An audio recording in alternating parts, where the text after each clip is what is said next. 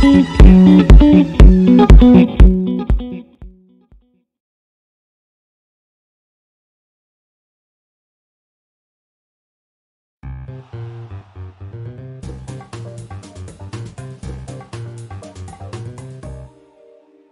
reportage au cœur du sport féminin. Une enquête exclusive de la rédaction.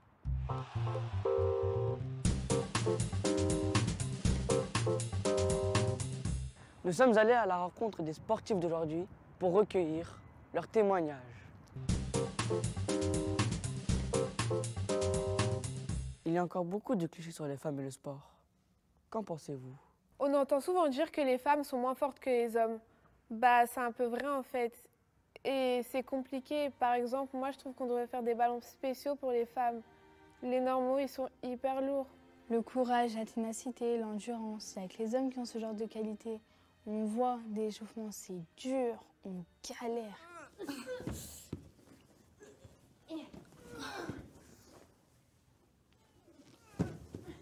Mettre au monde des enfants, d'accord, mais risquer un bleu? Non, non, non, il n'y a pas moyen.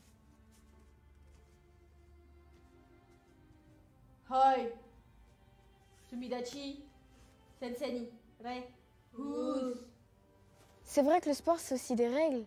Et c'est pas toujours évident de se rappeler tout.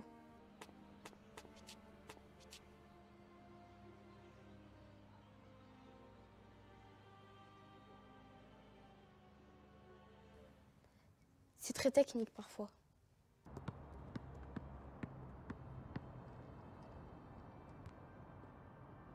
Les mains. C'est parfois, oui, j'oublie. Aussi, nous les femmes, on n'a pas naturellement le sens de la compétition. C'est un truc qui vient avec... comment ça veut dire? Ah, avec la pomme d'Adam, je pense. Oh, pardon, vas-y, après toi. Enfin, nous, on est dans autre chose, quoi. Je dirais que tout ce qui peut s'apparenter à la violence, c'est un territoire masculin. Il y a clairement des sports qui ne sont pas faits pour nous. Oh, désolée. Pardon.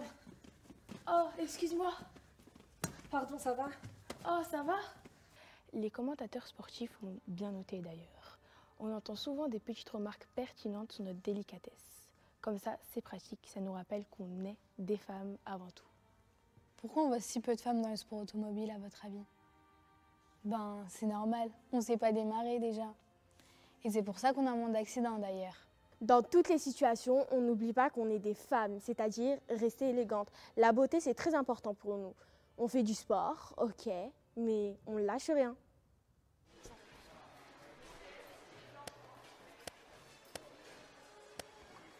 Ça fait plaisir quand pendant nos compétitions sportives, les commentaires portent plus sur nos tenues que sur nos performances. On sent que nos efforts payent. On voit encore assez peu de sport féminin dans les médias. Ça vous inspire quoi? Bah, ça paraît assez logique en même temps. On est nuls. C'est aussi pour ça qu'on est moins payés que nos homologues masculins. Enfin, y a pas de mystère.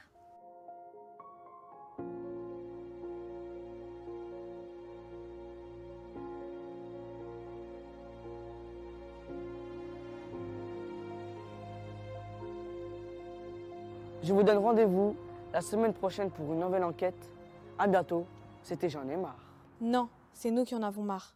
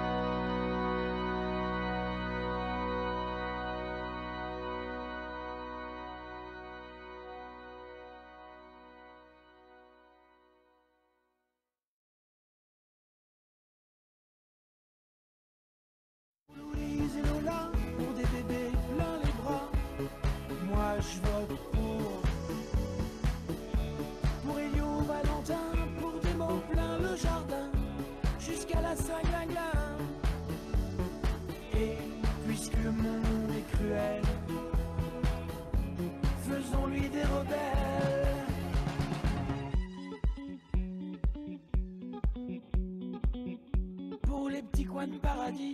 Pour et contre quitter Paris, pour la Marseillaise même en reggae, l'international même en anglais, pour la danse, pour tous les gamins, et la maîtresse en maillot de bain, pour les virus confinés, les pangolins en liberté, pour nous de mon amour, pour nous de mon amour.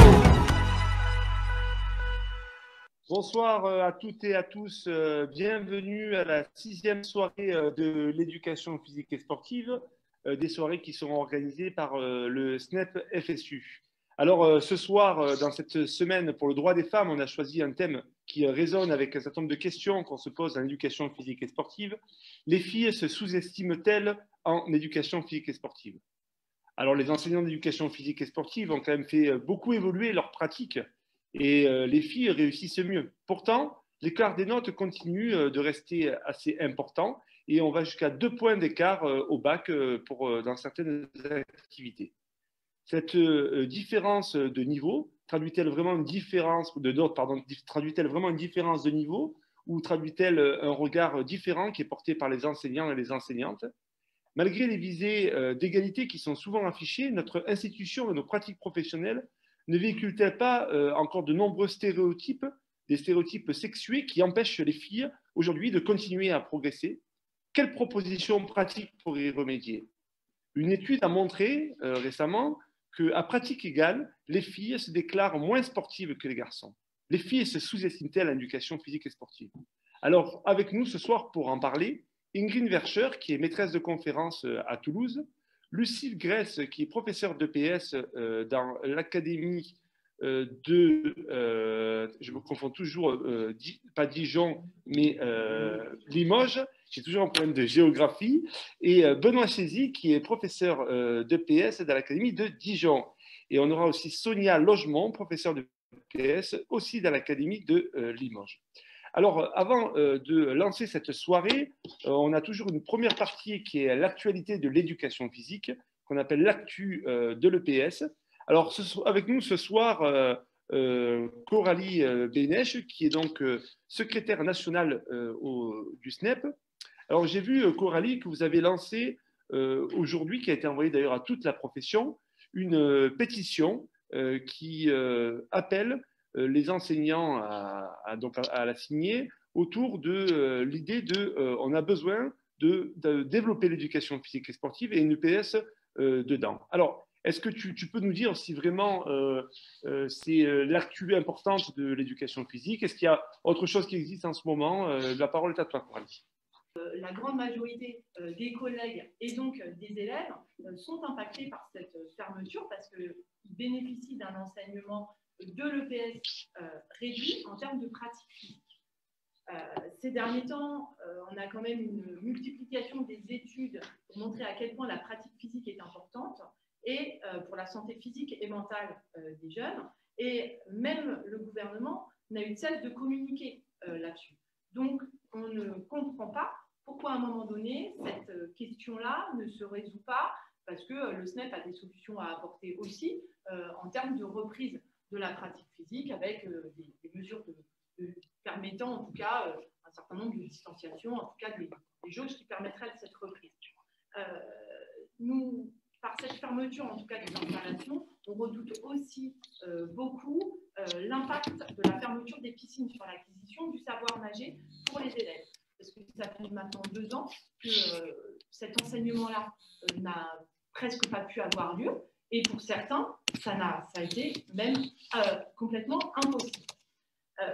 Pour nous, c'est une question aussi, en dehors de l'apprentissage de la natation qui est essentiel, mais une question de santé et d'utilité publique. Parce que l'apprentissage de la natation, c'est quand même un vecteur de lutte contre les noyades. Et le gouvernement maintient cette fermeture et on pourrait même dire que au niveau du ministère de l'Éducation nationale aujourd'hui, avec sa politique de suppression de postes et de diminution des moyens supplémentaires, enfin pas supplémentaires d'ailleurs, de diminution des moyens, elle va être responsable pour la rentrée 2021 de la suppression d'un certain nombre d'enseignements de soutien en natation et même pour certains de la suppression tout bonnement de cet enseignement parce que, pour des raisons de sécurité, l'enseignement de la natation, souvent, on fonctionne avec 5 profs pour 4 classes. Enfin bon, voilà.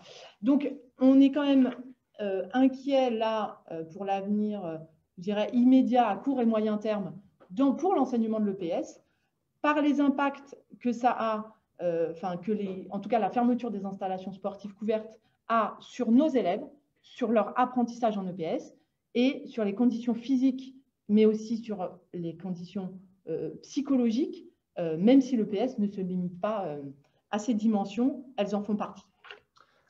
Merci Coralie. Alors, est-ce que tu pourrais nous dire, Coralie, pourquoi cette soirée de l'éducation physique sur cette thématique dans cette période-là? Est-ce que tu peux un peu préciser pourquoi le SNEP a décidé cette soirée? Bon, alors, la question, en tout cas, de l'égalité, c'est une question qui nous tient à cœur, que le SNEP porte dans ses actions, dans ses revendications, dans ses interventions, même si nous savons très bien qu'on a beaucoup de travail à faire pour arriver à une égalité réelle. Alors, après, le contexte. Évidemment, on est dans la semaine du 8 mars, donc Journée internationale du droit des femmes. Effectivement, ça fait partie des initiatives qui rentrent dans ce cadre-là parce que c'est un élément contextuel, celui-là. Et après, je crois qu'au SNEP, on est fortement impacté par plusieurs questions. D'une part, la caractéristique de notre profession.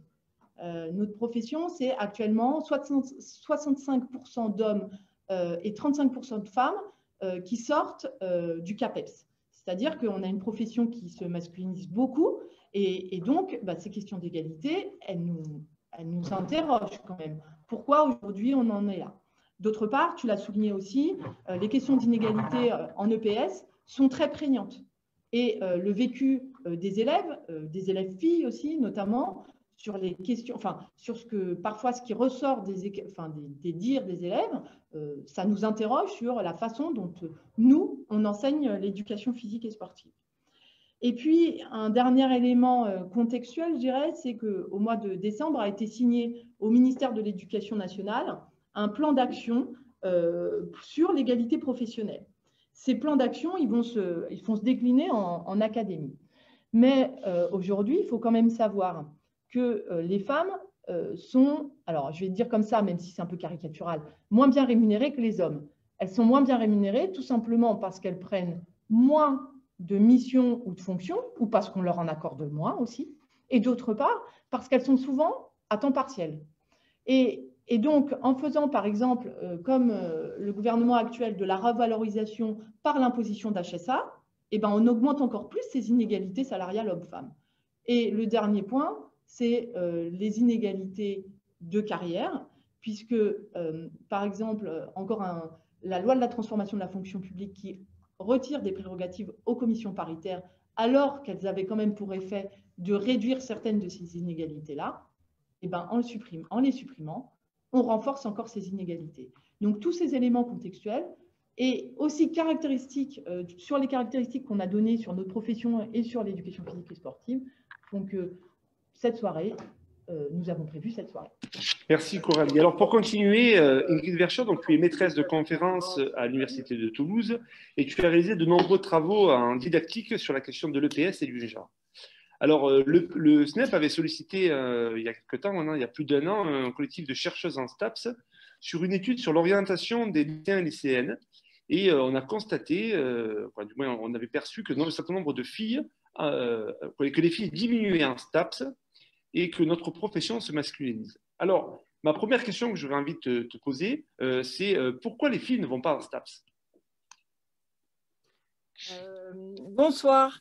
C'est une question un petit peu complexe parce que, comme vient de le rappeler Coralie, il y a plusieurs facteurs qui peuvent rentrer en ligne de compte par rapport à cette orientation. Et on voit que souvent, les filles à niveau équivalent se considèrent comme moins sportives que les garçons. Et ça se retrouve aussi donc, dans l'orientation par rapport à cette orientation qui finalement est un peu un non-choix, en fait. Il y a beaucoup de travaux qui montrent que l'orientation, et notamment l'orientation des filles, c'est un non-choix ou ce qu'ils appellent un choix de compromis. C'est-à-dire qu'il y a des rapports qui se construisent au fur et à mesure de toute l'éducation, et notamment de celle qui se fait à l'école, sur des rapports plutôt sexués au savoir, avec des constructions de ce qui intéresserait plutôt les filles ou plutôt les garçons. Et finalement, ceux qui s'intéressent à cette question de l'orientation montrent qu'il y a une espèce d'impensé par rapport à cette question des orientations différentielles des filles et des garçons, parce qu'en fait, elle est vue comme l'expression un peu normale, entre guillemets, de la différence des sexes. Et donc, ça rajoute cette persistance des stéréotypes, et les élèves, et notamment les filles, intériorisent un certain nombre d'éléments qui font qu'au bout du compte, elles se disent ce n'est pas pour moi. Et non seulement elles l'intériorisent, puis parfois même elles le reproduisent, parce qu'elles ont souvent entendu ce n'est pas pour moi. Mais ce qui me semble important de dire, c'est que ce n'est pas qu'un problème de filles, en fait. La difficulté vient on a vu qu'il y avait beaucoup de questionnements par rapport aux filles qui ne vont pas dans les filières scientifiques et des filles qui ne vont pas dans les filières STAPS. Alors, c'est ce qui nous intéresse le plus aujourd'hui, mais en même temps, on se pose rarement la question de pourquoi les garçons ne vont pas dans les filières littéraires. Or, on ne peut pas regarder pourquoi les filles ne vont pas en STAPS si on ne regarde pas aussi pourquoi les garçons ne vont pas dans des filières dites plutôt féminines. Donc, cette non-orientation des filles vers les STAPS, qui d'ailleurs, vous parliez tout à l'heure de la masculinisation de la formation et du métier d'enseignant d'EPS, hein.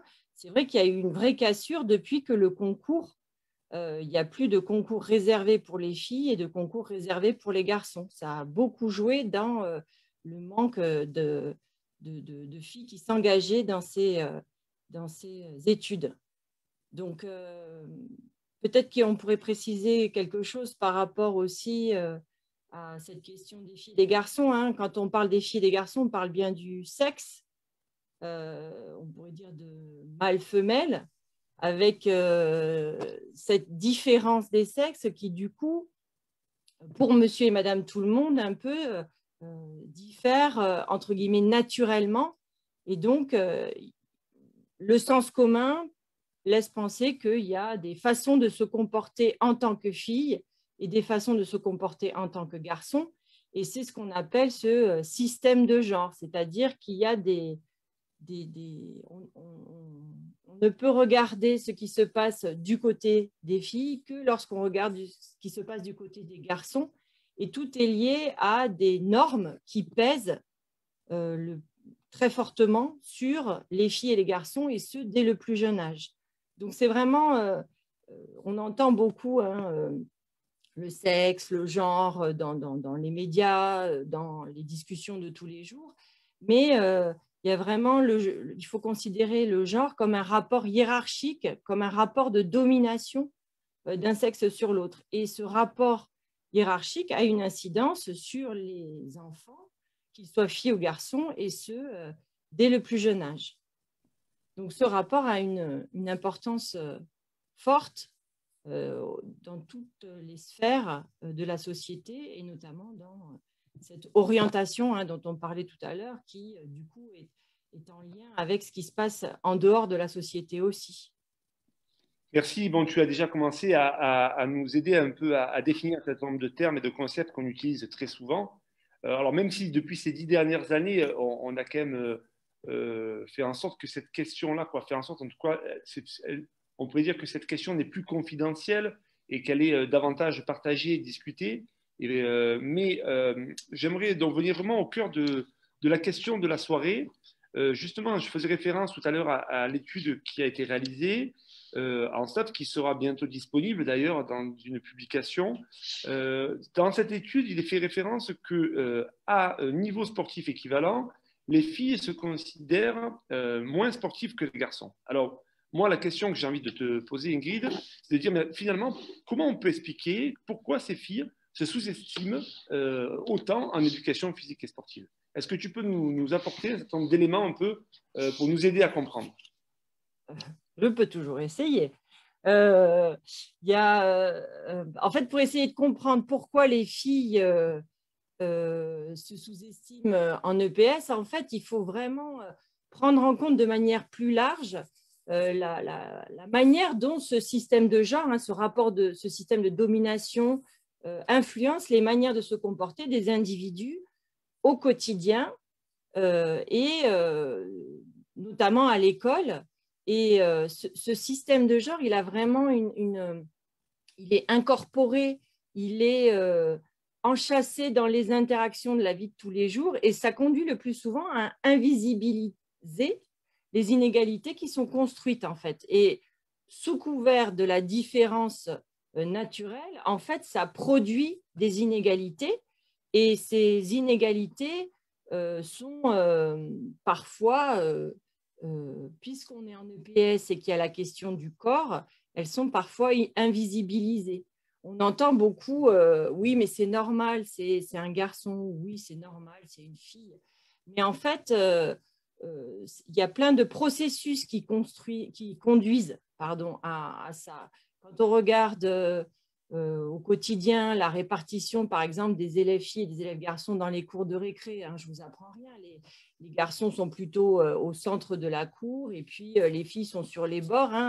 Annick Davis disait déjà, elle papote, il gigote. Il y a plusieurs années, ça n'a pas trop bougé, sauf dans les cours de récré où il y a une vraie volonté de changer les choses. Les activités périscolaires, c'est souvent avec une répartition sexuée. Les garçons alors ce n'est pas officiellement les garçons vont vers le foot et les filles vont vers la danse, mais on laisse faire les élèves à aller vers ces activités qui sont du coup, qui deviennent sexuées, Dans les loisirs, de la même manière, on retrouve des parents qui inscrivent prioritairement leurs enfants dans des activités dont ils considèrent qu'elles sont plus adaptées au sexe de leur enfant. Donc tout ça, ça contribue à renforcer cet effet du système de genre dans l'école. Et puis, plus particulièrement en EPS, qui est une discipline scolaire, il y a cet effet du curriculum. Le curriculum caché, c'est tout ce qui s'apprend à l'école sans être jamais officiellement enseigné. Et finalement, beaucoup d'études montrent qu'à l'école, les filles sont assignées à un certain type de comportement. Par exemple, on leur apprend à rester à leur place, à se taire, à lever la main avant de parler, à ne pas bouger, à bien écrire, à répéter les consignes, à participer. Et très rarement, l'école leur apprend à prendre leur place, à occuper l'espace, notamment l'espace sonore, à transgresser les règles, à gesticuler, à anticiper sur des savoirs futurs ou à avoir l'esprit de compétition. Donc, c'est ce curriculum caché qui pèse dans toutes les disciplines scolaires, et en fait, se repère notamment en EPS, parce qu'en EPS, il y a cette mise en jeu du corps. Et donc, finalement, c'est un processus qui amène à ce que les filles se sous-estiment en EPS. Dès le plus jeune âge, on voit bien qu'il y a des différences de comportement envers les enfants, envers même des fois même ceux qui ne sont pas encore nés. Quand une femme est enceinte, avant même que, quelle que soit la première question, c'est souvent alors c'est un garçon ou une fille, comme si on allait le jeter si ce n'était pas le bon sexe. Mais du coup, ça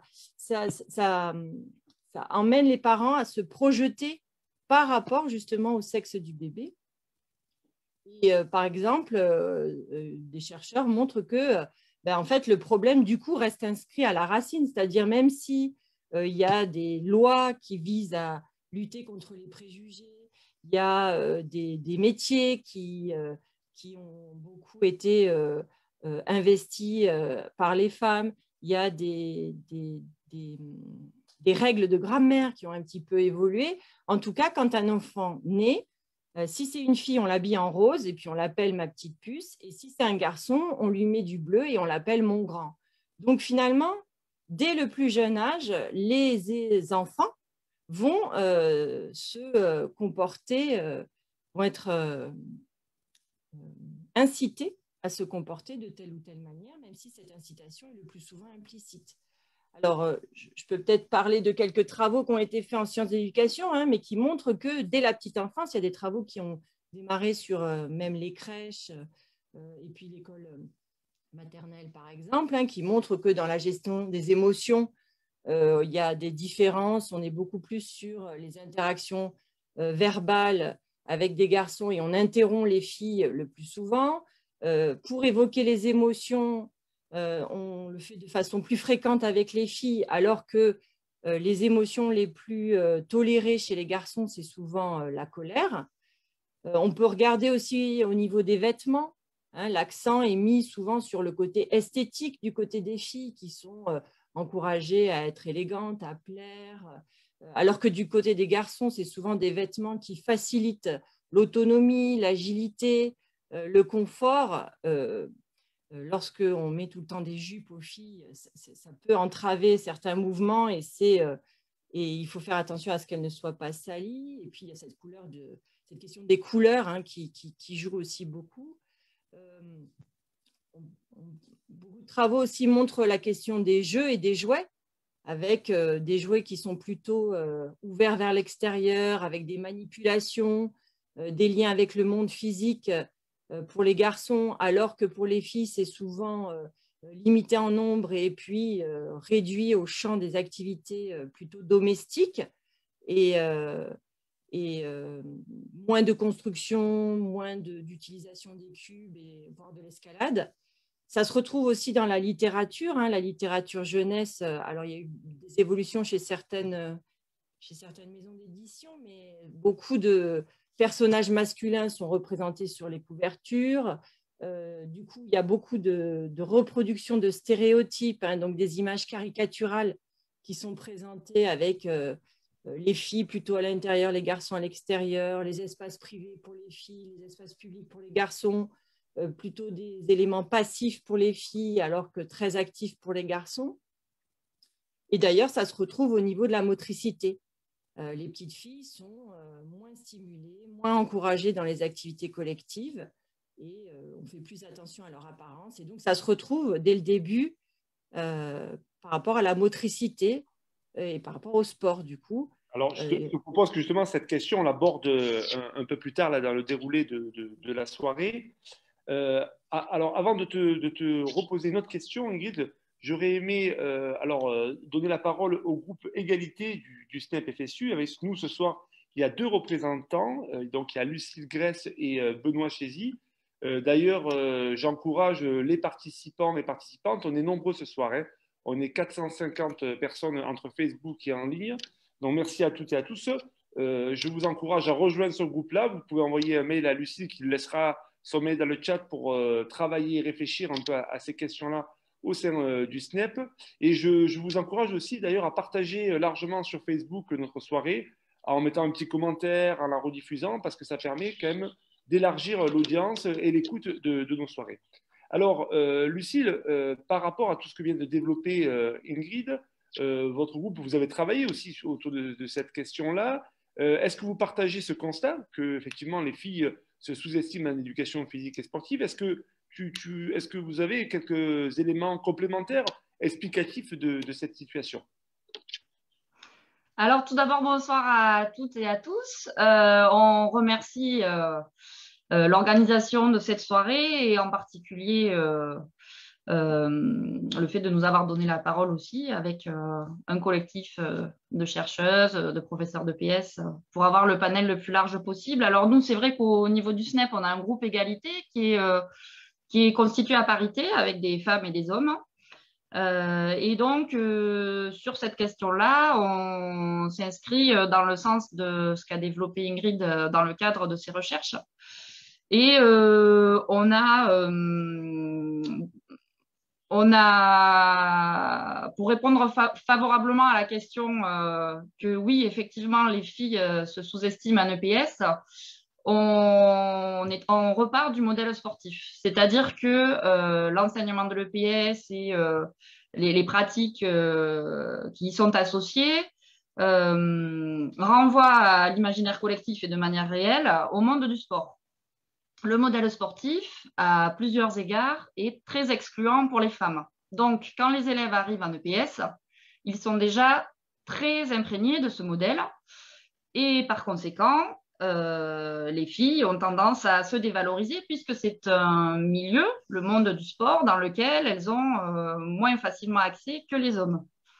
Alors, pour étayer ce propos, on a 4 types de raisons qu'on peut développer. Il y a des raisons historiques, des raisons culturelles, mais aussi sociales et politiques.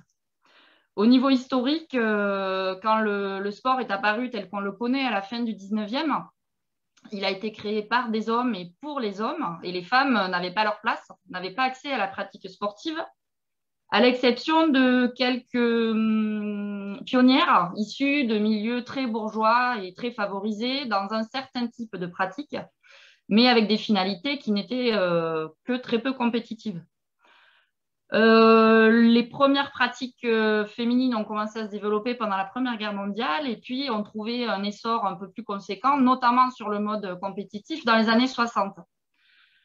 Et puis, dans les années 90, il y a eu une prise de conscience de ces inégalités qui pourrait laisser penser qu'aujourd'hui, on a dépassé cette idée d'exclusion des femmes du monde sportif. Alors que pour autant, on peut le voir dans des travaux de plusieurs sociologues qui ont travaillé sur la question, ce n'est pas parce qu'on a pris conscience de ces inégalités qu'on fonctionne de manière mixte en EPS que les questions d'égalité sont traitées. Parce que comme Ingrid l'a démontré tout à l'heure, il y a un phénomène d'invisibilité et on pense que parce qu'on fonctionne en mixité et que parce qu'on a développé un certain nombre d'éléments sur la pratique sportive des femmes, ces questions ne sont plus d'actualité.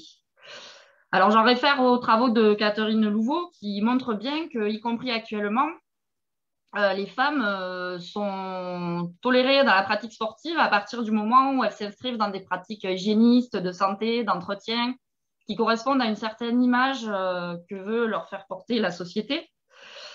Et donc, j'en profite pour parler des travaux de Catherine Louveau et notamment du fait qu'elle explique ça en parlant de ce qu'elle considère comme étant une catégorie unifiée. C'est-à-dire que quand on considère la femme comme une seule et même catégorie, de fait, on les assigne à une seule et même forme de pratique. Si on était en capacité de dire des femmes, déjà,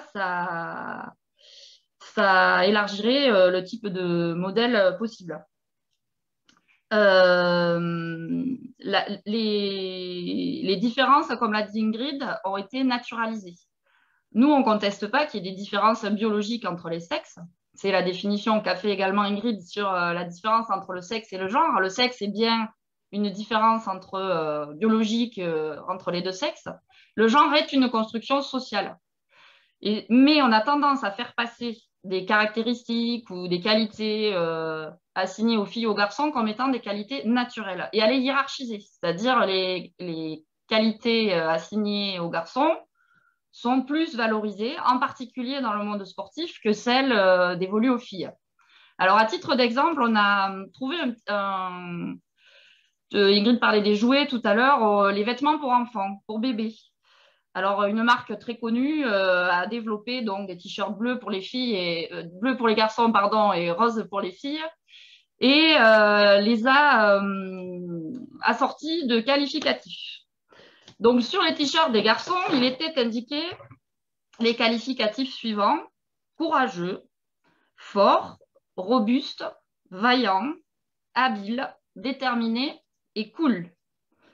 Et sur les t-shirts roses, il était indiqué jolie, têtue, coquette, amoureuse, mignonne, belle, douce et têtue. Tout ça, c'est le reflet d'une construction sociale collective dont tout le monde finalement fait partie Et les filles, elles arrivent, et les garçons aussi d'ailleurs, avec cette construction-là à EPS. Les élèves n'arrivent pas neutres et exclus de tout ce qui se passe dans la société. Donc, de fait, ça a des conséquences sur l'image que peuvent avoir les filles ou les garçons qui n'ont pas envie de rentrer dans ces normes-là, qui n'ont pas envie d'être courageux, forts, etc. Et la lutte pour l'égalité, c'est un peu la politique qu'on a au SNEP. C'est aussi permettre aux hommes de ne pas être obligés de rentrer dans un cadre qu'on veut leur assigner aussi. Et enfin, donc, on l'a vu dans la petite vidéo au début que j'ai trouvée très intéressante sur la place du sport dans les médias féminins. Il y a eu une enquête du CSA qui a indiqué que les pratiques télévisuelles féminines étaient de plus en plus diffusées. On est passé de 7% en 2012 à entre 16 et 20% en 2016, donc on a plus que doublé. Alors, il faudrait affiner en montrant les horaires auxquels sont diffusés les sports féminins et les chaînes aussi. Mais pour autant, il y a quand même eu une augmentation. Nous, on pense que quand l'image de la pratique et des sportives est plus diffusée, ça a une conséquence directe sur la participation des femmes dans le monde du sport, puisqu'elles ont des modèles. Il y a également des études qui ont montré qu'à haut niveau, les femmes sont 36%. Donc, ça pose toujours cette question des modèles. Et enfin, ça, c'est un secret pour personne, la place des femmes dans les instances décisionnelles du monde sportif, qui sont à 16% pour les fonctions d'encadrement et puis à 22% dans les bureaux des fédérations. Ce chiffre augmente, mais ce n'est pas encore à égalité. Et puis, on a également parlé des problèmes de salaire. Effectivement, les sportives de haut niveau ont un salaire 200 fois inférieur à celui des hommes et cumulent souvent en plus une activité professionnelle à niveau équivalent, voire même à niveau plus haut. Et enfin, on peut parler de l'aspect politique, alors sans développer trop longuement, parce que je ne veux pas monopoliser la parole. Edith Maruéjoul, qui est une géographe, qui a étudié en particulier ce dont parlait Ingrid tout à l'heure sur la répartition des enfants dans les cours d'école, a aussi étudié les finances publiques accordées au sport féminin. Et elle montre que les politiques publiques sont très peu volontaristes sur cette question, y compris les collectivités les plus engagées, les plus volontaristes sur la question. C'est toujours très en deçà de ce qui est dévolu au sport masculin. Et par ailleurs, quand il y a des budgets pour le sport féminin, c'est souvent assorti de ce qu'on appelle les publics cibles. Alors, il y a souvent des raisons sociales ajoutées et il n'y a pas simplement l'aspect compétitif, développement du sport tel qu'on le fait pour les hommes, et c'est souvent associé à des choses relatives à la santé, etc. Pour exemple, les courses à pied spécifiques pour les femmes ont souvent un enjeu autre. Par exemple, les courses contre le cancer du sein. C'est une course de femmes. Parce qu'on considère dans l'inconscient collectif qu'il faut qu'il y ait un objectif comme ça et non pas purement compétitif, juste parce que les femmes pourraient avoir envie de gagner. Et à l'inverse, on considère que les hommes sont forcément dans la compétition et n'ont pas envie de participer à ce genre de pratique. Merci. Bonjour, Irène. Montre-moi ce que ça veut dire courir comme une fille. Mes cheveux. Se battre comme une fille. Maintenant, lance comme une fille. Oh! Est-ce que tu penses avoir insulté ta sœur? Non, enfin oui, insulter les filles, mais pas ma sœur. Je m'appelle Dakota et j'ai 10 ans. Montre-moi ce que ça veut dire courir comme une fille. Lance comme une fille. Bats-toi comme une fille.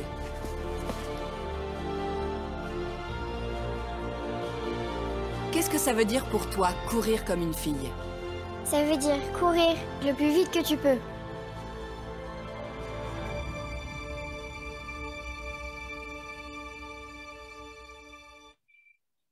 Bon, Ingrid, le sport, il a une particularité en voyant ces images. En quoi, en fait, le sport, il révèle une différenciation plus profonde dans le fonctionnement de nos sociétés?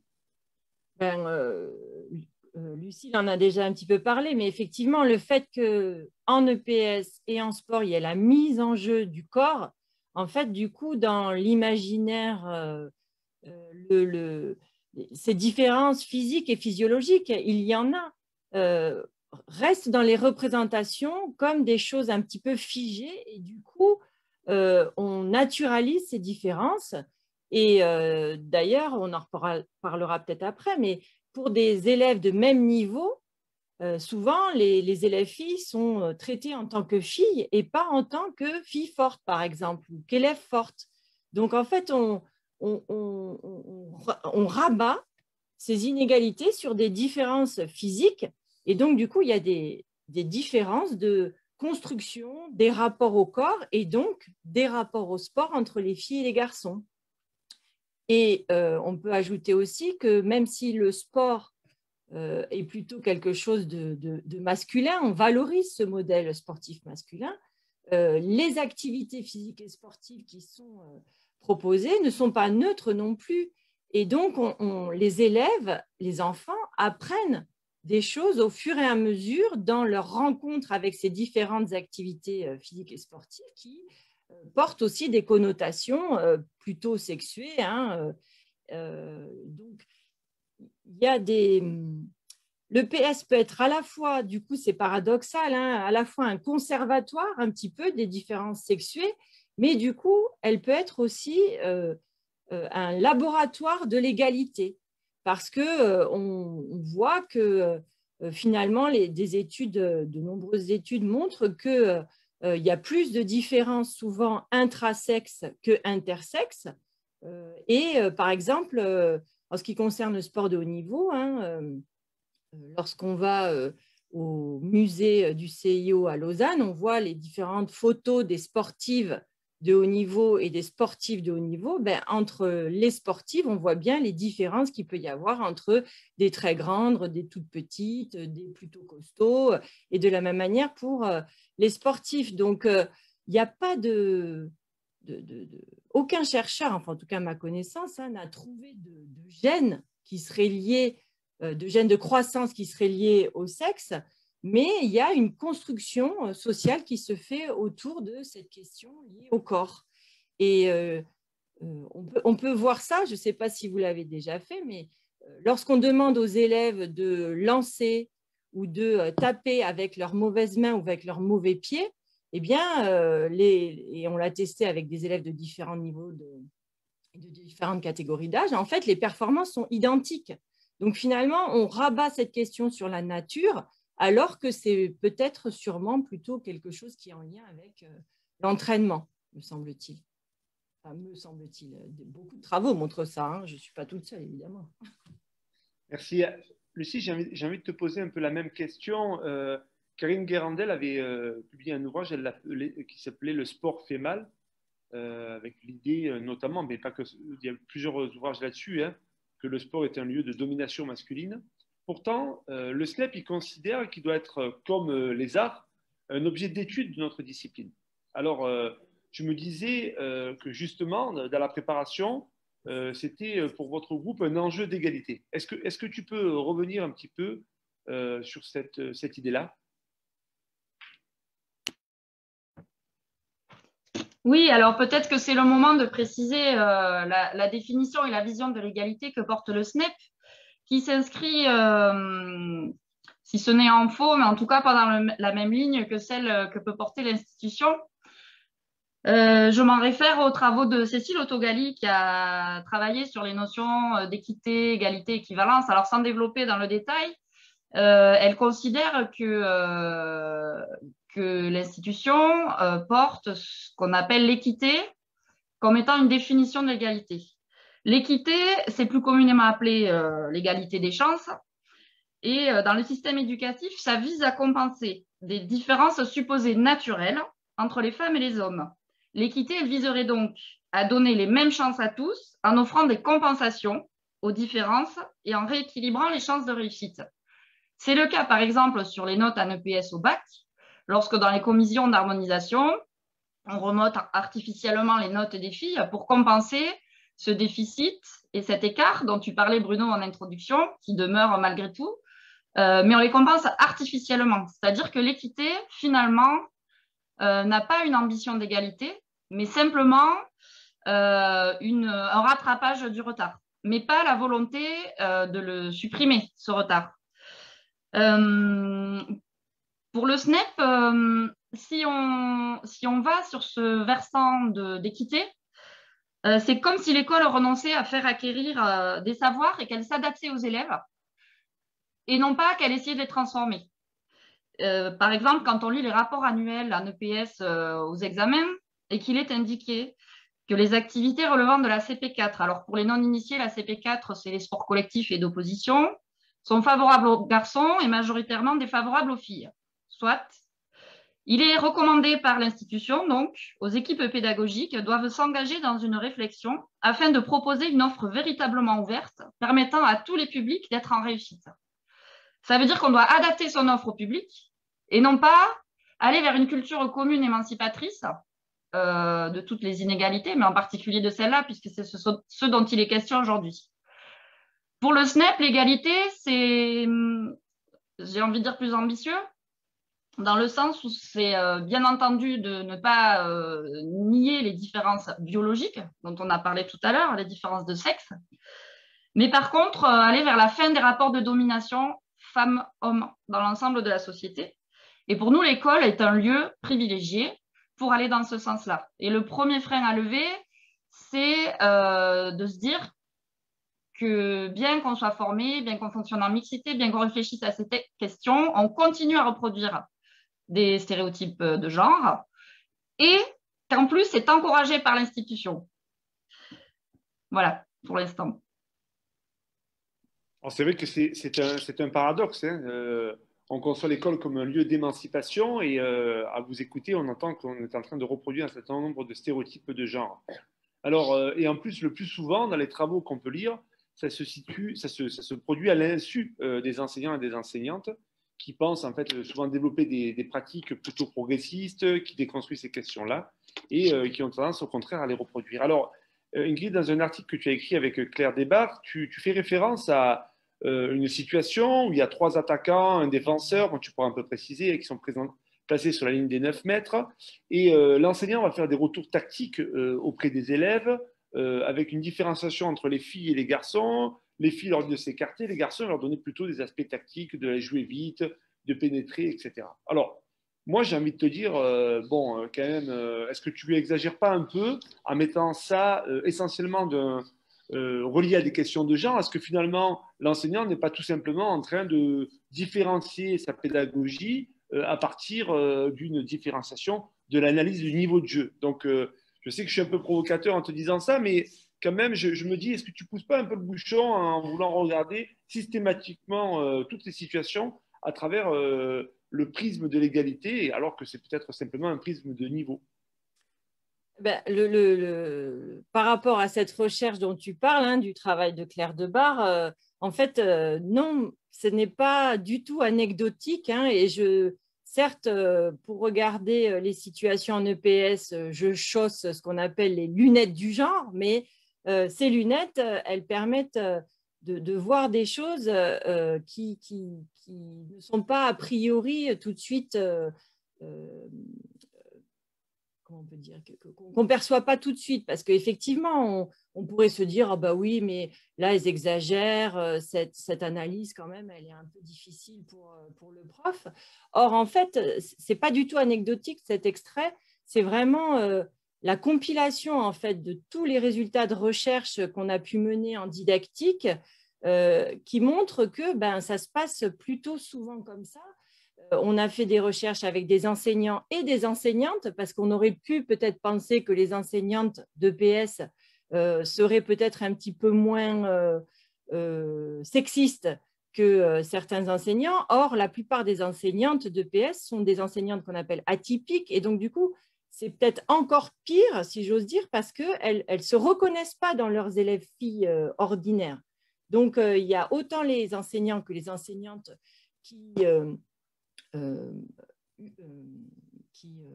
enseignent, ou en tout cas qui malheureusement restent beaucoup sur les encouragements au niveau d'encourager les filles. Alors, ça a une fonction, hein, ça permet aux filles de rester motivées, mais qui très rarement vont vers les possibles, vers qu'est-ce que ça peut apporter, comment tu pourrais apprendre à faire telle ou telle nouvelle chose.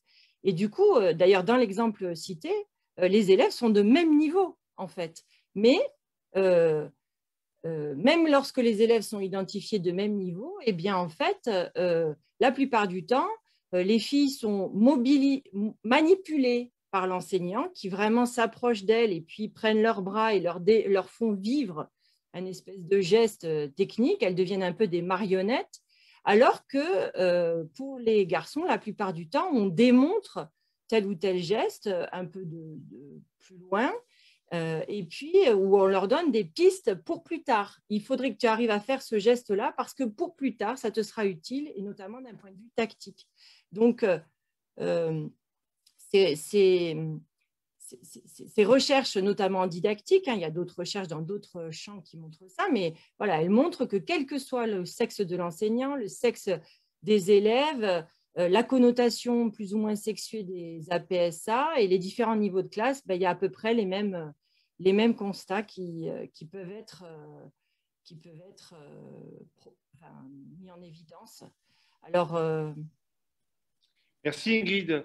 Donc je rappelle que tu es maîtresse de conférence à Toulouse et on mettra sur notre site, dans l'espace événements des soirées de l'EPS, un certain nombre de liens, d'articles que tu as écrits ou coécrits pour prolonger la réflexion et développer un peu plus ce que tu as pu indiquer ce soir. Alors pour continuer un peu à réfléchir et à travailler sur cette question-là, on a invité Sonia Logement, qui est professeure de PS à Limoges, dans un lycée, alors qui a engagé une réflexion, un travail avec son équipe sur ce sujet-là. Bonsoir Sonia, est-ce que tu peux nous dire un petit peu comment t'es venue cette idée, comment tu as cheminé sur ce travail-là? Oui, bonsoir tout le monde. En fait, sur ce travail, il a démarré quand j'ai débuté une formation continue sur le Master EgalApps à Lyon, où j'ai pris conscience du décalage entre les intentions d'égalité entre les sexes et la lutte contre les discriminations et les pratiques enseignantes qu'on pouvait avoir dans mon lycée. En fait, nos projets d'établissement, de PS, n'abordaient pas ces questions. Et je commençais à observer que mes collègues pensaient comme une évidence avoir des pratiques égalitaires, alors que je commençais moi à voir que ce n'était pas toujours le cas. Donc ce travail a démarré, on va dire, avec l'équipe EPS qui a bien voulu participer. On est 6 dans l'équipe, avec l'idée de mettre à jour les stéréotypes qui étaient à l'œuvre dans nos pratiques, qui pouvaient faire notamment que certains élèves ne se sentaient pas légitimes ou pouvaient se sous-estimer, avec l'idée ensuite de permettre une évolution en essayant de construire collectivement des actions plus égalitaires. Donc on a fait ce travail sur 2 années. La première année, mes collègues ont accepté d'être observés dans divers APSA et d'en discuter. Et alors j'ai fait les mêmes constats que ceux qu'on retrouve bien analysés dans les études de genre, puis qui ont déjà été présentés par Ingrid et Lucille aussi, l'idée d'une mixité ensemble séparés, où la classe est mixte, mais des garçons et filles travaillent peu ensemble, qui donne lieu d'égalité, des garçons qui vont absorber plus l'attention des enseignants, des rôles sociaux également qui vont être assez stéréotypés. Mais les enseignants voient peu ces stéréotypes ou vont même parfois invoquer une nature masculine ou féminine pour les justifier. Donc la priorité de ce travail a été de prendre conscience de ces stéréotypes qui pouvaient être source d'inégalité pour enclencher des changements dans les pratiques et s'orienter donc vers davantage d'égalité. Alors pour continuer, donc, quand on a préparé la soirée, tu me parlais que tu avais mis en place 2 types de dispositifs pour échanger et discuter avec tes collègues. Un premier avec un travail de photo, donc j'aimerais bien que tu me dises assez rapidement, et puis après un deuxième où tu as élaboré des scénarios avec tes collègues. Et alors déjà, est-ce que tu peux commencer par nous dire c'est quoi ce travail sur les photos? Oui, en fait, j'ai pris des photos en situation, donc pendant les cours d'EPS, que j'ai ensuite montré aux enseignants, on va dire comme preuve par l'image, pour essayer de mettre en tension le décalage qu'il pouvait y avoir entre ce qu'ils pensaient ou ce qu'elles pensaient en œuvrant estimant œuvrer à l'égalité et la réalité de terrain. Donc, sur ce premier travail avec les photos qui ont été ciblées sur l'occupation de l'espace et les rôles sociaux stéréotypés, sur l'occupation de l'espace, les enseignants se sont rendus compte, ce qui a été dit par Ingrid tout à l'heure, qu'il y a une occupation majoritaire centrale de l'espace par les garçons. Alors, je devrais dire par des garçons, une majorité de garçons, puisque quelques bémols ont notamment été apportés sur ceux qui sont considérés comme moins sportifs. Alors, ces photos, elles ont été prises à l'appel, mais aussi en activité, donc sur ces deux moments-là. Et également une occupation de l'espace sur des endroits considérés comme meilleurs. Je pense notamment aux activités de raquettes, la table 1 ou le terrain numéro 1, où vont davantage les garçons.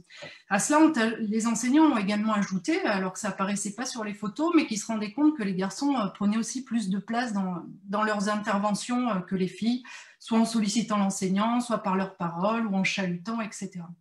Et également des rôles sociaux qui sont très stéréotypés. C'était le cas avec une photo plusieurs photos d'ailleurs qui faisaient apparaître des tâches de secrétariat qui reviennent souvent aux filles. C'était le cas sur de l'acrosport. Et puis de l'arbitrage en sport co, du rangement du gros matériel qui revient davantage aux garçons, donc qui permettait de mettre en avant ces stéréotypes sexués dans les rôles sociaux en EPS. Alors, tu as aussi mis en place avec tes collègues un principe de scénario. Alors, est-ce que tu pourrais nous faire jouer en nous disant un peu quel est ce premier scénario et nous laisser peut-être aller, on va dire, 10-15 secondes de réflexion pour qu'on puisse même voir les réponses qu'on apporterait et puis dire quelles sont les principales réponses qui t'ont été communiquées et du coup, après l'analyse que tu en as faite. Oui, tout à fait. Alors, en fait, l'idée des scénarios, c'est vrai que l'objectif, c'était de réfléchir collectivement en fait, à une solution commune, à un problème que je posais aux collègues à partir de récits qui étaient susceptibles de se poser. Donc, l'idée, c'était d'y réfléchir en équipe pédagogique, en proposant différents scénarios qui posaient des problèmes différents du point de vue du genre, on va dire. Donc, le premier... l'idée, c'était de réagir à des remarques stéréotypées d'élèves. Donc, c'était en danse, en classe de seconde professionnelle, où au lycée, on a une majorité de garçons. Des élèves vont dire à l'enseignant « Mais madame, on ne va pas faire de la danse, c'est pour les filles. On n'est pas gay, on ne va pas mettre un tutu. » Voilà, comment réagissez-vous à ce propos ? On aurait presque pu demander à nos participants sur Facebook de réagir. Et, après, on risque d'avoir peut-être des remarques qui vont être compliquées à gérer. Vas-y, Sonia. Oui, donc voilà. Donc en fait, pour résumer, on va dire au niveau des résultats, ce qu'on remarque, c'est que les enseignants trouvent qu'en effet reconnaissent que c'est une activité qui est difficile à gérer, au lycée professionnel en tout cas, avec la majorité de garçons, qu'elle est éventuellement possible si on part d'un monde proche de celui des élèves pour faire changer leur représentation de l'activité et les amener à danser en les accrochant par une approche dite masculine, pour reprendre également les travaux de Karine Guérandel, donc avec l'idée de pouvoir mettre en place du hip-hop, du breakdance, de la capoeira, donc avec l'idée de conserver l'importance de la force, du côté physique, je dirais presque domination masculine, avec cependant l'interrogation de cette menace du stéréotype, l'idée que si on était sur un autre type de danse, comme le font les remarques des élèves, on n'arriverait pas à les faire pratiquer. Alors, sous cette forme, l'équipe a été d'accord pour maintenir l'activité dans la programmation, alors que ça faisait débat, puisque 2 enseignants pensaient qu'on devrait peut-être arrêter l'activité.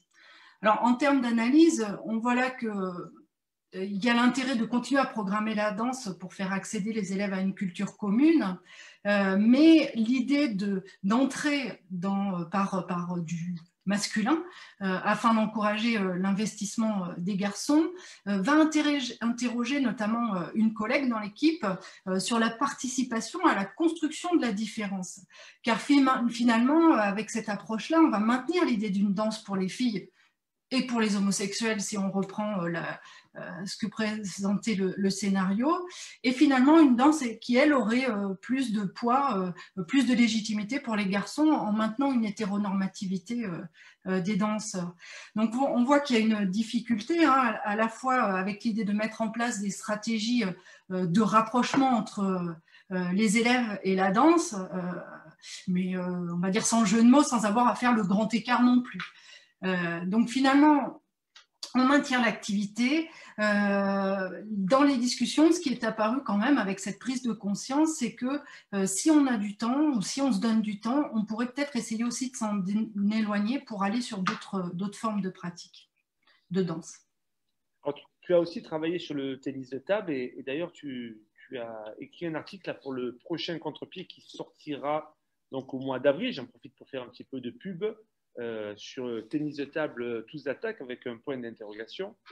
Est-ce que tu peux nous en dire un peu plus sur ton deuxième scénario, sur un peu des profils de jeu et la discussion que ça a pu susciter avec tes collègues et puis les pistes aussi de solutions que vous avez commencé à penser, élaborer ensemble autour du tennis de table?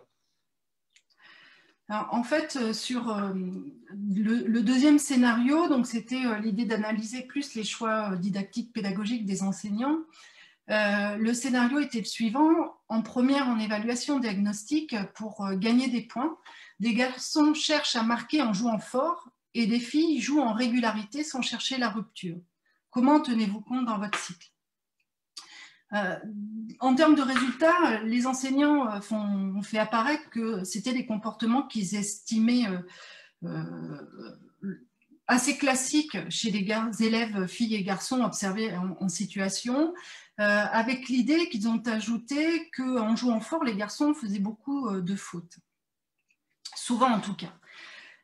Et la moitié des enseignants a réagi en essayant de trouver des solutions, se plaçant du point de vue des garçons comme référence dans leurs propositions, avec l'idée de limiter le smash, le jeu fort, et de choisir la bonne balle à attaquer, sans faire de propositions pour les filles. Après discussion, il y a un accord qui a été trouvé sur le fait de proposer finalement de travailler toutes les stratégies, hein, du jeu placé, jeu fort, jeu à effet, en mettant les élèves par groupe de niveau. Donc, en analysant un petit peu cela, on voit que les enseignants font part de comportements stéréotypés en deux catégories distinctes, intersexes, hein, filles-garçons, on parle de bicatégorisation, avec peu de vigilance sur une différenciation intrasexe, c'est-à-dire que le scénario a lui-même été un peu revu. On est passé des élèves, des garçons qui jouent de telle manière et des filles de telle manière à les garçons et les filles. Alors que finalement, on a des différences qui peuvent être, comme on l'a vu précédemment, plus importantes au sein du groupe des filles et au sein également du groupe des garçons. Également, pour reprendre les travaux de Muriel Salle, une attention davantage portée aux garçons, hein. On voit que les filles et les garçons ne bénéficient pas de la même attention, ni en quantité ni en qualité, avec finalement une idée de trouver des solutions pour eux, alors que ce sont finalement eux qui, pour l'instant, ont une vraie stratégie de rupture du point.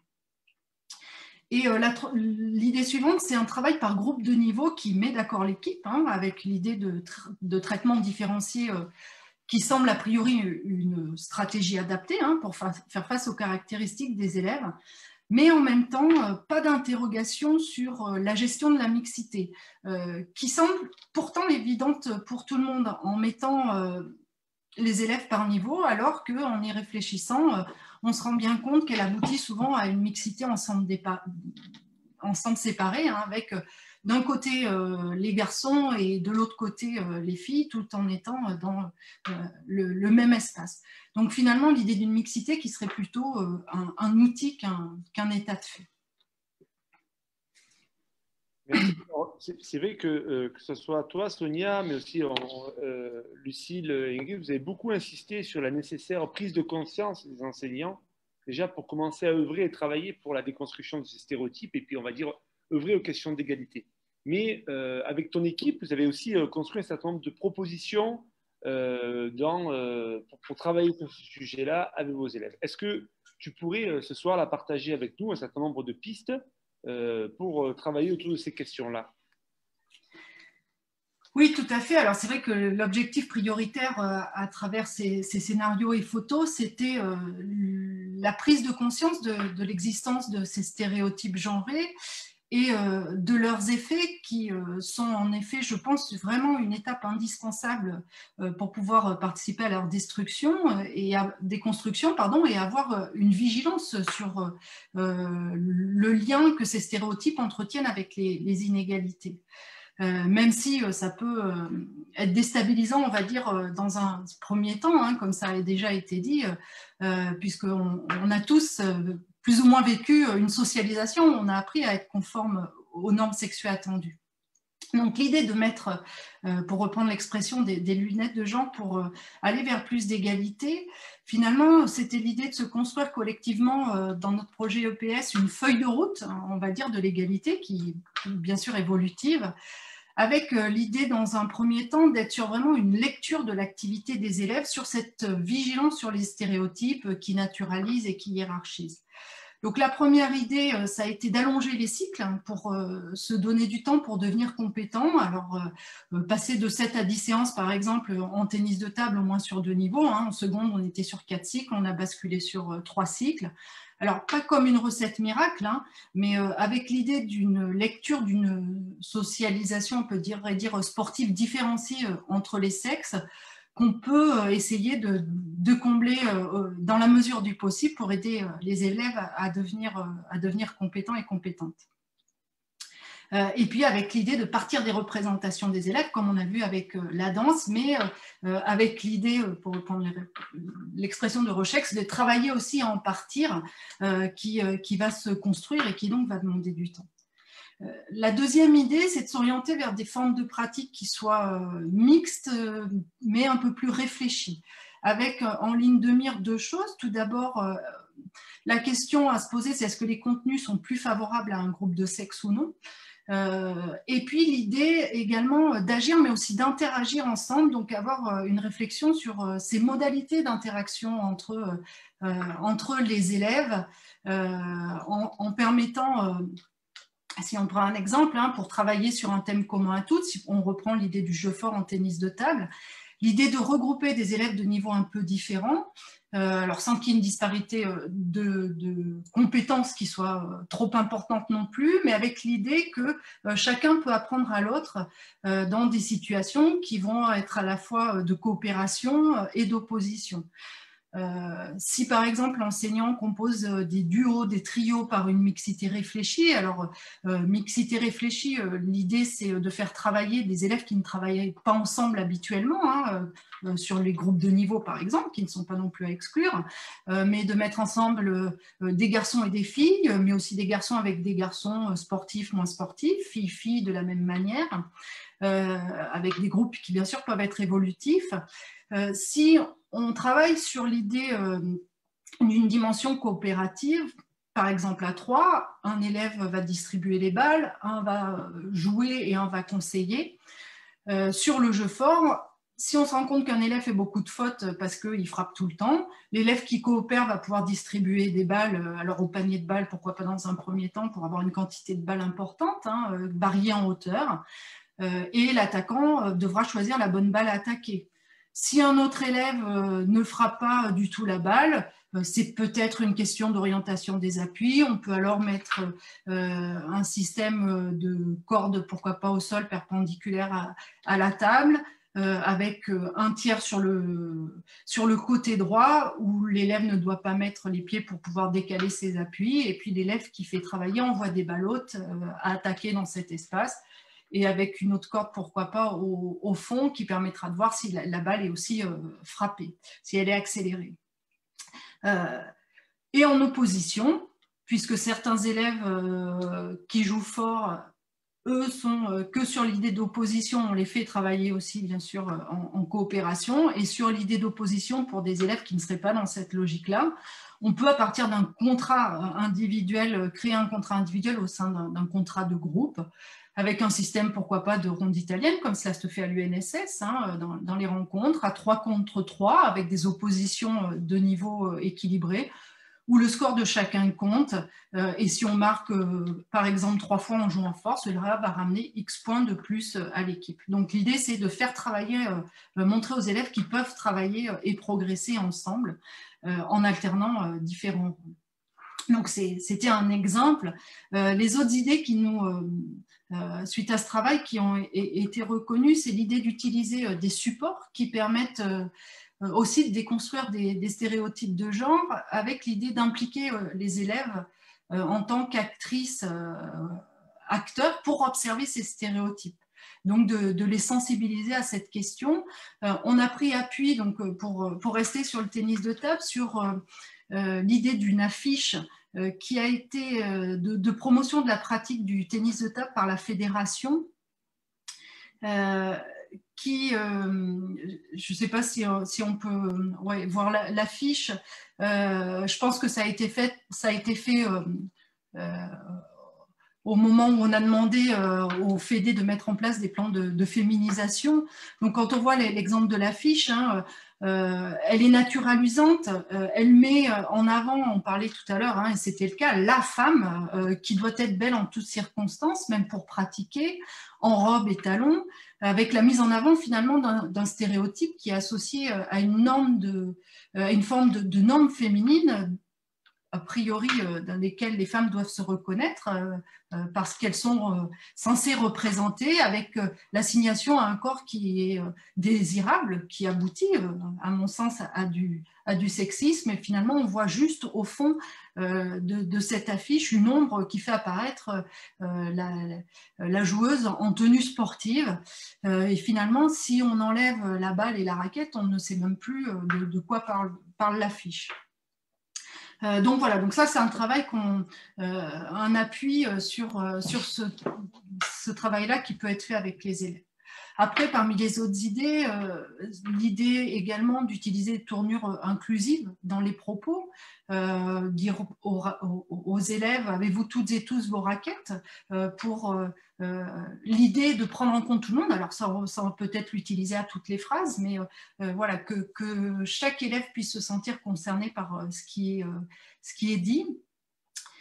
L'idée aussi d'instaurer un climat, alors ça a été plus dans les discussions avec les collègues, qui n'utilisent pas de propos sexistes, c'est-à-dire que les exemples de faire des pompes de filles, appeler les élèves filles les princesses, les garçons manqués, mademoiselle, les filles pipelettes et les garçons turbulents, voilà, tous ces exemples, hein, où finalement les enseignants se sont dit « Ah oui, mais c'est vrai, je ne me suis pas rendu compte que c'était des choses que je pouvais dire ». Donc avoir une attention sur les propos, essayer de s'adresser aussi à tous les élèves en essayant d'avoir une vigilance sur le temps qui leur est consacré, alors en quantité, mais aussi sur la qualité de la communication qu'on peut avoir avec les élèves, en verbal et en non-verbal. Et aussi, on a fait le choix d'avoir une écriture inclusive dans nos documents, dans nos courriers et dans le projet. Et pour répondre sur les photos, l'idée également d'investir tous les rôles sociaux. Pour les tâches de secrétariat, hein, par exemple, l'idée de fixer comme règle que sur l'ensemble du cycle, tous les élèves du groupe devaient avoir effectué ces tâches en alternant, par exemple, à chaque séance. Idem pour l'arbitrage avec du co-tutorat si nécessaire. Voilà, donc l'idée d'apporter une attention particulière pour que tout le monde se sente légitime à pouvoir endosser ces rôles sociaux. Et enfin, le dernier point, c'était de légitimer, on va dire, les espaces pour tous et toutes, avec l'idée de faire que le prof essaie vraiment de se déplacer sur tous les espaces, quels qu'ils soient, pour les légitimer, et aussi jouer sur les compositions de groupes d'élèves pour leur permettre aussi d'aller, par exemple, la table 1 et la table 2, qui sont utilisées habituellement beaucoup par les garçons, pouvoir aussi permettre à d'autres formes de composition de groupes d'élèves qui n'y allaient pas de pouvoir y aller. Merci. Donc voilà le travail qu'on a commencé à mettre en avant. Merci Sonia. Alors on avait commencé un peu cette soirée en essayant de poser on va dire, la question politique de l'égalité. Quand on a regardé le taux de participation, on a été marqué par un fait, c'est qu'on a vu qu'il y avait beaucoup de femmes ce soir qui étaient présentes par rapport au nombre de garçons. Alors, ça nous pose un certain nombre de problèmes, et le groupe égalité d'autant plus, en se disant il ne faudrait pas que les questions d'égalité filles-garçons soient une question qui soit réservée aux filles. Alors, moi, j'ai envie de poser la question au groupe égalité, de vous dire, mais finalement, est-ce que les hommes n'ont pas autant à gagner que les femmes dans cette création d'égalité? Est-ce qu'il n'y a pas un enjeu de qualité de vie à travailler les rapports d'égalité hommes-femmes? Alors, Benoît, est-ce que tu peux nous donner votre regard par rapport à ce sujet-là? Oui, bonsoir Bruno, bonsoir tout le monde. Alors, c'est un peu une constante, hein, ce que tu décris.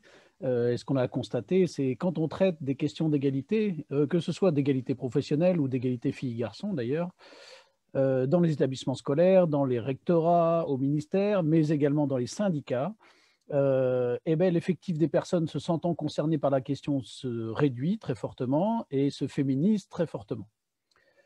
Alors, pour être assez long sur cette question-là, je pense qu'il y a plusieurs raisons. J'en évoquerai deux principales, à mon avis. La première, principale, il y en a pas mal d'autres, mais la première, à mon avis, est qu'il y a un impensé sur ces questions-là. Je vais le dire comme ça, nombre de gens et nombre de garçons pensent que les choses progressent sur les questions d'égalité. Dans l'égalité des droits, il y a un nombre de choses qui ont progressé ces dernières années. Or, je pense qu'on ne mesure pas le recul immense qui est en train de s'opérer sur la question notamment de la mixité des métiers.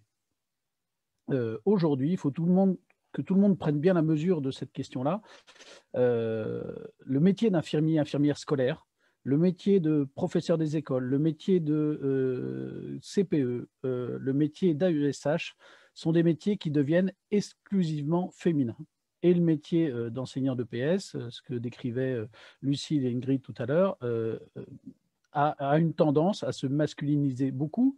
Et ce sont des dégradations lentes, continues, mais qui ne s'arrêtent pas. Elles sont très inquiétantes.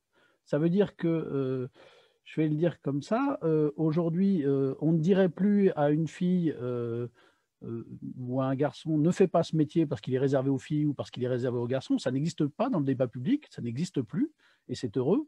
Mais dans les faits, dans la réalité de ce qui se passe, nos métiers deviennent de moins en moins mixtes. Alors, c'est masqué un peu par la plus grande mixité des postes d'encadrement. Aujourd'hui, dans les rectorats, dans les organigrammes, il y a un peu plus de filles qui ont pu accéder à des postes à responsabilité, mais dans les métiers, c'est très, très inquiétant. Et je pense que là-dessus, on a besoin de tout le monde, filles et garçons, hommes et femmes, sur cette question de la remise en cause des stéréotypes dans nos têtes et dans la tête de nos élèves. Voilà, faire progresser cette question vraiment de l'égalité, c'est un enjeu pour tout le monde, pour les hommes, pour les femmes. C'est un enjeu de société assez lourd. Et si on ne fait pas attention, par exemple, à cette mixité des métiers, et si on n'a pas en tête que la situation se dégrade, eh bien, nous craignons qu'on reste un combat de quelques-unes dans un coin, ce qui ne nous paraît pas souhaitable. Et deuxième raison, je pense que nombre d'hommes, mais pas que, comme l'a dit Ingrid tout à l'heure, n'ont pas conscience de comportements qui peuvent accentuer, renforcer les stéréotypes. Parce que nous-mêmes, enseignants, tout le monde est dans une société, a subi des renforcements tout au long de son éducation, et on a l'impression, parce qu'on est porteur de principes, parce qu'on se pense vigilant sur la question, protégé de réflexions sexistes, de comportements sexistes, ou de protéger de ne pas renforcer les stéréotypes. Or, c'est bien une vigilance de tous les instants, pour tout le monde, dont on a besoin. Je prends un commentaire dans le live Facebook, où quelqu'un nous dit « J'ai appris en stage de formation qu'il vaut mieux donner des balles de foot dégonflées aux filles ». Non, en fait, c'est pas... On peut discuter de la question de la pression des ballons quand on apprend le foot, quand quelqu'un apprend le foot. quelqu'une apprend le foot. On peut discuter de la question de la pression du ballon, qui est une variable très intéressante. On peut utiliser au volley, voilà. C'est quelque chose qu'on peut discuter, mais c'est pas aux filles qu'il faut donner des ballons de foot dégonflés, en fait. Et donc, voilà, cette question qui se veut, où des fois, on peut, sous couvert de générosité, de se dire « je vais aider », et bien en fait, nous-mêmes, on renforce cette question-là, et le travail qu'a mené Sonia est extrêmement salutaire et extrêmement intéressant, parce que c'est par nous, c'est par les équipes que passeront ces questions-là. Et donc, il y a besoin de se coltiner la question collectivement dans nos équipes professionnelles, dans le quotidien de ce que sont nos cours de PS, nos cours d'AS. Voilà quelques éléments de réponse. Merci Benoît Chézy et donc Lucie Grèce. Je rappelle, vous êtes tous les deux membres du groupe Égalité du SNEP FSU. Voilà le coup de pub pour vous. Donc, si vous voulez bien laisser votre mail pour qu'on puisse vous contacter et continuer à travailler avec vous. Et justement, dans les possibilités de continuer de travailler, Ingrid, toi, tu travailles à essayer de développer des recherches collaboratives pour dépenser et travailler sur les analyses que tu as pu faire. Est-ce que tu peux en dire 2 mots avant que je donne la parole à Claire Ponté pour notre dernière partie de la soirée, qui est le kiosque. Ingrid? Oui, très rapidement. Effectivement, je rejoins ce que disait Sonia sur le fait que la prise de conscience ne suffit pas, en fait, parce que c'est justement tellement ancré, tellement incorporé que du coup, bon, d'accord, il y a des constats et en même temps, qu'est-ce qu'on fait? Donc, c'est pour ça qu'après avoir eu plein de recherches où on essaye de décrire, comprendre, expliquer, on s'est dit, bon, ben, on va essayer de prendre à bras-le-corps ce problème et donc on mène des recherches collaboratives longitudinales. Donc, par exemple, il y en a qu'on mène avec des écoles qui ont démarré en 2015 et donc on commence à voir quelques effets. Alors, bien sûr, on ne change pas la face du monde, hein, on est bien conscient, mais par contre, on voit des effets sur les pratiques des enseignants et notamment les pratiques didactiques. Donc, on a finalement participé un petit peu à une formation d'outiller le regard de ces enseignants, autant dans une vigilance didactique par rapport aux savoirs qui sont proposés autant aux filles qu'aux garçons, et puis une vigilance au genre aussi. Et ça me permet de dire qu'effectivement, cette question de la formation, à mon avis, elle est hyper importante. Hein. Benoît l'a rappelé avec cette histoire de ballon dégonflé donné aux filles. Je pense qu'il y a vraiment un travail important à faire sur une formation, notamment disciplinaire, dans les différentes activités, et que ce n'est pas une affaire finalement d'activité physique ou de sexe des hommes et des femmes, mais c'est bien en lien avec quelle formation on propose à nos enseignants et enseignantes de PS par rapport à ce genre, et par rapport au genre, pardon, et par rapport aussi à cette question de qu'est-ce qu'on propose à nos élèves et comment on les traite en tant qu'élèves et pas en tant que filles ou que garçons, pour ouvrir les possibles. C'est ça qui est important, ouvrir les possibles. Merci Ingrid. Alors, dernière partie de notre soirée de l'éducation physique et sportive. Donc, Claire Ponté s'est proposée de nous faire donc, le kiosque de ce soir. Est-ce que tu pourrais, Claire, nous dire un petit peu les livres que tu as lus, que tu aimerais partager avec nos auditeurs? Alors, j'ai évidemment choisi, bonsoir, j'ai choisi le thème de l'égalité pour être dans le thème de la soirée et j'ai eu du mal en fait à choisir. Et avant j'en ai choisi 3, mais quand même avant de vous dire un mot plus détaillé sur les 3, je voulais vous signaler, cette semaine est sortie la revue, le numéro 1 sur le genre, qui est vraiment très bien faite. Je trouve qu'elle, avec des articles très courts, donc je vous la conseille, elle est en kiosque cette semaine. Et puis, une revue qui coûte nettement plus cher, mais qui n'a pas du tout la même allure, qui s'appelle La Déferlante, qui est la revue des révolutions féministes. C'est le numéro 1. C'est une revue féministe, donc assez provocatrice, mais je trouve vraiment intéressante. Bon, pour le moment, il n'y a pas du tout d'article sur l'éducation ou sur le sport, mais je pense que ça faudra la suivre, en tout cas cette revue. Dans les trois revues, enfin livres, j'allais dire livres, en fait, il y a une BD, une revue et une revue électronique. Donc la première c'est la revue, le numéro spécial de la revue du GEF, qui est donc Genre, Éducation et Formation, qui a publié un numéro électronique sur mixité, égalité et pratique en EPS, qui est accessible en ligne. Alors, le GEF, c'est donc une association pour la recherche interdisciplinaire sur le genre et l'éducation, et qui a été créée dans le but de fédérer les dynamismes et les énergies sur le thème de l'égalité et de la formation. Ce numéro-là, c'est en fait le compte-rendu du colloque qui était organisé par Loïc Zverdaeli sur le même thème l'année dernière. Et ce colloque avait marqué, selon moi, un tournant dans l'approche de l'égalité en EPS. Et notamment, il mettait en discussion la notion d'équité qui a longtemps été mise en avant dans notre milieu, mais qui semble aujourd'hui, comme l'a dit Ingrid, comme l'a dit Lucie, avoir figé un certain nombre de représentations, et notamment cette idée de complémentarité des sexes. Et ce colloque mettait en perspective ce que Loïc avait appelé, suite à Réjeanne Sénac, l'égalité sans condition comme horizon de non-domination structurelle et relationnelle. C'est-à-dire, je ne suis plus dans une réunion sous condition d'être femme, ou je ne suis plus dans une réunion sous condition d'être l'émigré de service. Hein. Je suis là parce que je suis moi, et pas seulement parce qu'on m'a mis dans une catégorie. Vous y trouverez notamment des articles sur le lien entre didactique et égalité, donc notamment un article d'Ingrid. Vous y trouverez aussi une étude faite en Suisse sur un groupe classe composé uniquement de garçons. Et là, vous verrez que la non-mixité met en évidence un renforcement des normes de genre. Et puis, vous y trouvez aussi une étude sur les vestiaires comme lieu de socialisation fortement genré. Alors, le deuxième livre, c'est une bande dessinée avec laquelle je me suis vraiment régalée, qui s'appelle Peau d'homme. Peau d'homme est une étonnante bande dessinée qui se passe à la Renaissance.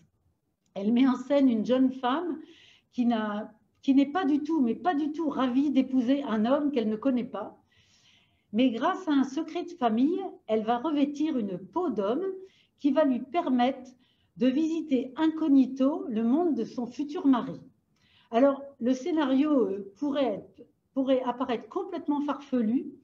Alors, pour dire vite, le futur mari va tomber amoureux du jeune homme qui est en fait sa future femme recouverte d'une peau d'homme. Et donc, mais ça fonctionne très bien. Et ce scénario un peu farfelu permet de soulever tout un tas de questions sur la sexualité des hommes et des femmes, sur le plaisir, sur la morale, mais aussi sur la religion, la politique, puisque nous sommes à l'époque de l'Inquisition. Cette bande dessinée pleine d'humour et de franc-parler a été vraiment, pour moi, un bonheur de lecture. Pour vous donner une petite idée, elle a également plu à ma petite fille de 10 ans. Je ne suis pas sûre qu'elle ait compris la même chose que moi, mais elle s'est régalée aussi. Ma dernière suggestion, c'est une revue qui s'appelle « Être un garçon », qui est un numéro spécial de la revue Géo en collaboration avec les éditions Milan. Et les publications grand public sur l'approche du genre du côté des garçons sont suffisamment rares pour signaler ce numéro à l'intention des adolescents. Oui, les garçons peuvent exprimer leurs sentiments. Oui, ils peuvent avoir un avis intime, pleurer, danser, prendre soin d'eux, sans pour autant être gay. Oui, ou être considérés comme gays. Oui, c'est intéressant de connaître l'éducation des garçons d'autres pays pour mieux comprendre la sienne. La revue aborde vraiment tout un tas de sujets de manière colorée et joyeuse. Les questions du patriarcat, de féminisme, de socialisation différenciée, de sexualité, en partant des thèmes des adolescents.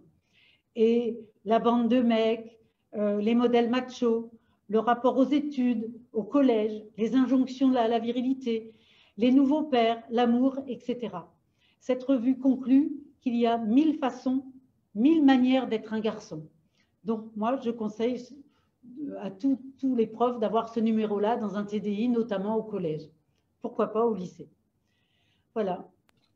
Merci Claire, merci à toutes les intervenantes et aux intervenants de cette soirée de l'EPS. Vous savez que vous retrouverez sur le site du SNEP FSU à la fois des continuités de cette soirée, mais aussi le live, les kiosques qu'a présenté Claire Panté. Notez déjà dans votre agenda la prochaine soirée qui sera le 7 avril, qui sera consacrée au tennis de table, tous d'attaque, en lien avec le nouveau contre-pied qui sera publié.